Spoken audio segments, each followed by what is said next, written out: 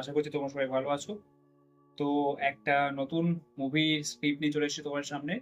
ওকে, তো এবার থেকে আমি মার্ভেল ডিসি অ্যানিমি ওয়ার্ল্ডের যত ফেমাস মুভি সিরিজ বা যে ফেমাস অ্যানিমি সিরিজগুলো আছে সেগুলো নিয়ে কথা বলবো। ওকে, তো আজকে আমাদের ভিডিও টপিক হচ্ছে স্পাইডারম্যান ব্র্যান্ড নিউ ডে এর ব্যাপারে।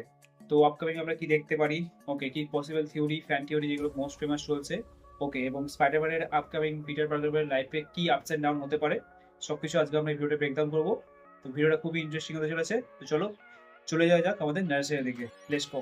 মার্ভেলের upcoming Spider Man brand new day নিয়ে এখন পুরো ইন্টারনেটে চলছে ডিসকাশন আর থিওরি। কিন্তু আসলে এই মুভিতে কি হতে পারে, পিটার পার্কারের লাইফে কোন দিকে যাবে?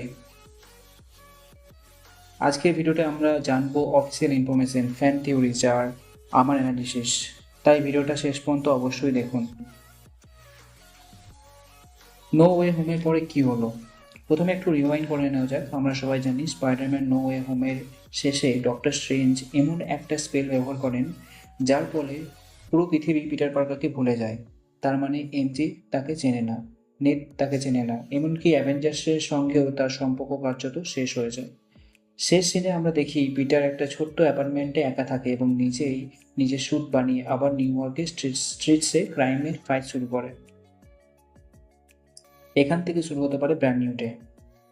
ব্র্যান্ড নিউ ডে নামের মানে কি? অনেকেই ভাবছেন ব্র্যান্ড নিউ ডে নামটা কেন। আসলে এর মানেই একদম নতুন শুরু। পিটারের কাছে এখন আর স্টার টেকনোলজি নেই, কোনো বিলিয়নের সাপোর্ট নেই, কোনো ফেমাস আইডেন্টিটি নেই। এখন সে শুধুই ফ্রেন্ডলি নেবারহুড স্পাইডারম্যান। আর অনেস্টলি বলতে গেলে অনেক ফ্যান্স অনেক দিন ধরেই এই ভার্সনটাই দেখতে চাইছিল। মুভিতে আমরা কী দেখতে পারি? অফিসিয়াল প্লট এখনও পুরো রিলিজ হয়নি, তাই এখন যেগুলো বলা হচ্ছে তার অনেকটাই ফ্যান থিওরিজ।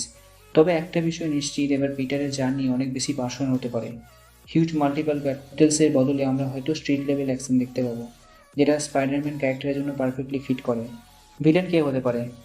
এখনও মার্ভেল অফিসিয়ালি ভিলেন অ্যানাউন্স করেনি, কিন্তু ফ্যান কমিউনিটিতে অনেক নাম করছে। কে বলছে মিস্টার নেগেটিভ, কে বলছেন স্করপিয়ন, আবার কেউ মনে করছেন নতুন কোনো ভিলেন ইন্ট্রোডিউস হতে পারে। যেই আসুক, পিটারের জন্য চ্যালেঞ্জ এবার আগের থেকে অনেক বেশি কঠিন হতে পারে। টম হল্যান্ডের স্পাইডারম্যান এবার বদলে যাবে কি?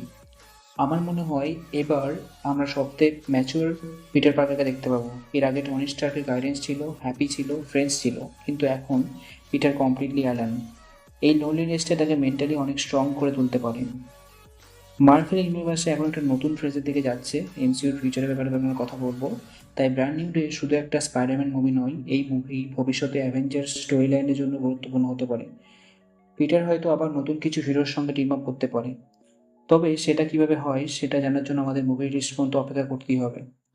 মাই ওপিনিয়ন, পার্সোনালি আমার মনে হয় মার্ভেল যদি আননেসেসারি মাল্টিভার্স বাদ দিয়ে একটা ইমোশনাল এবং গ্রাউন্ডেড স্পাইডারম্যান স্টোরি দেখায়, তাহলে এই মুভি ইজিলি রিসেন্ট ইয়ারে বেস্ট সুপারহিরো মুভিজের মধ্যে একটা হতে পারে।